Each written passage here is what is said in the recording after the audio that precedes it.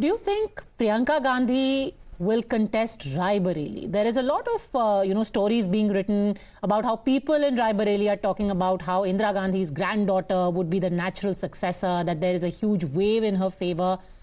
Do you think that ultimately she'll take the plunge?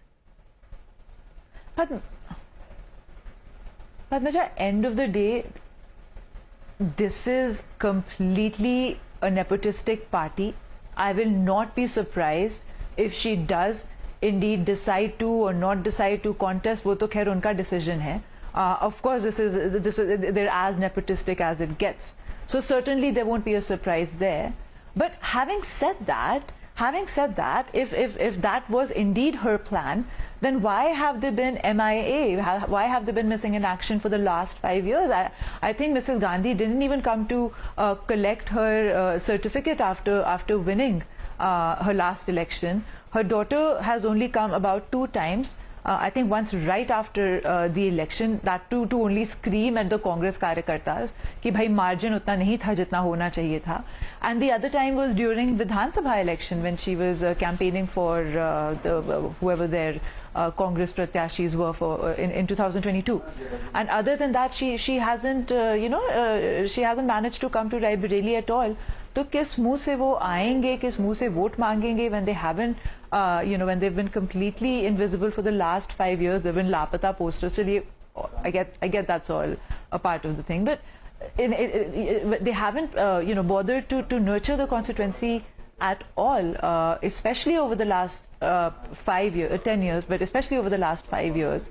So I don't know what she, even if she does contest or even if she does campaign, when the people of Raebareli ask her, where have you been for the last 5 years? I really don't know what she's going to tell them. Do you still, when you go to the ground, because you are an MLA from there, do you still find that nostalgia, that emotional connect with the Gandhi family, where people just say, just because they are Gandhis, we love this family and we will vote for them no matter what? What do people say now about the Gandhis in Raebareli and in Amethi? I think, so I do think that up to about perhaps 7 to 10 years ago, that may have been true. But given that we've had, Modi ji working the way he does, and we've had, we're in Yogi 2.0, we have a double engine sarkar, and with everything that the BJP has done, I definitely see it diminishing more and more, which is also very reflected in their margins. Rahul Gandhi to obviously lost Amethi pichli Panchvarshi, the last election in 2019. But even Mrs. Gandhi's margin came down significantly. So I mean, it's not necessarily about me or any other Janpratinidhi to say that. The results and the kind of margins speak for themselves. So clearly, कहीं ना कहीं वो जो लगाव था जो एक ज़माने में हुआ करता था, or that vote base has completely shifted, right? And of course, a lot of it has to do with the fantastic work the Bharatiya Janata Party is doing, be it the Ration Yojana, be it Ujjwala, be it the many schemes, countless schemes. Just say direct beneficiary transfer ho raha hai, which I think is to be a massive reason for why people love Modi ji and love the BJP and vote for the BJP. But on the other hand, you also have a Gandhi parivar that is not nurturing their vote bank. है ना? You do have to at least come to your constituency. You have to visit your people. अगर रिश्ते आप गिना रहे हैं कि हमारे पुराने रिश्ते हैं, and my grandmother and my father and XYZ and my many family members, then you also have to nurture that. And if you're never going to come to the constituency, or you're only going to come around election time, then people, it leaves people hurt, it leaves people upset, and it leaves room for other people and parties to occupy that space. And I think the most unfortunate thing that's happened, especially for the people of Raebareli and Amethi, more than anything else, they've been very hurt and upset by the fact that the Gandhis have abandoned them in terms of just never visiting the constituency. So अगर आप सत्ता में हो, अगर आप विपक्ष में हो, it doesn't matter. You have to, अंतोगत्ता end of the day, you do have to nurture your own constituency जहाँ से आप जीत के आ रहे हैं, right? That is something they have failed to do, and that has been a very massive reason for the disconnect that you now see between the people of Raebareli and Amethi and the Gandhi family. Robert Vadra ने बोला है कि पूरे देश के हर कोने से आवाज उठ रही है कि not just because of his connections but because of the social work that he has done कि there is a chorus among people कि रॉबर्ट जी शायद कंटेस्ट करें 2 सीटों से. जब आप गई हैं वहां पे आपको ऐसी कोई आवाज सुनाई दी है कि जो पुकार रहे हैं लोग कि रॉबर्ट जी कंटेस्ट करें? मैडम, हमें तो कोई ऐसी आवाज सुनाई नहीं दी.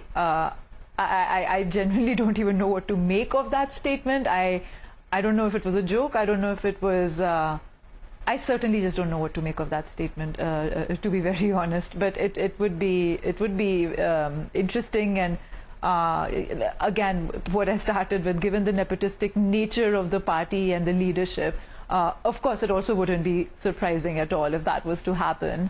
But that would. Again, I have no comments on as to why he would make a statement like that.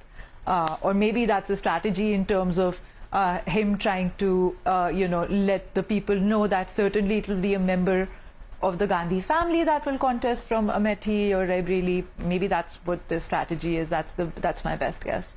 I was hilarious though, whatever that is. I was listening to your podcast where you said that once when you were talking to Rahul Gandhi about he asked you how many MLAs are there of the Congress party, and when you told him, he laughed. What do you make of this attitude vis-a-vis Uttar Pradesh? I mean, that was right. It's a state with 80 seats. How can you laugh about that?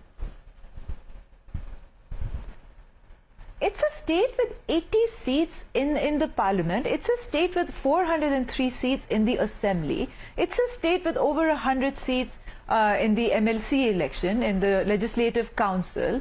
It's a state that has given you all your family's prime ministers, by and large. It's a state that your family actually claims to have their roots from. It's unimaginable and unfathomable that you would treat a state election with that kind of a reaction. I mean, I think I was just so taken aback. I also was a very, very new, very, very fresh, newly elected MLA, all of 29 or something. And I think I was just as flabbergasted that, someone could take it, he could take it so lightly. Understanding, even I at that age and being fairly new to politics, even at that time, I understood the implication this was going to have on the upcoming elections, on 2019 and so on. So yes, it certainly left me very, very surprised and very upset also. It can be very demoralizing if your own leaders aren't very concerned with your successes and failures. So as a Karyakarta and as it's very demoralizing for the cadre to see those kind of reactions from your leadership. And that's the exact difference between the Congress party and the Bharatiya Janata Party, where I'm a Karyakarta now. And I see that difference now, how every election is taken so seriously. Every Karyakarta works so very hard.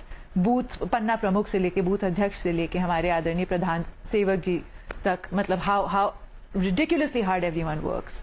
And I think, to be honest, Padmaja, like if you were to ask me, I think that is just the biggest difference.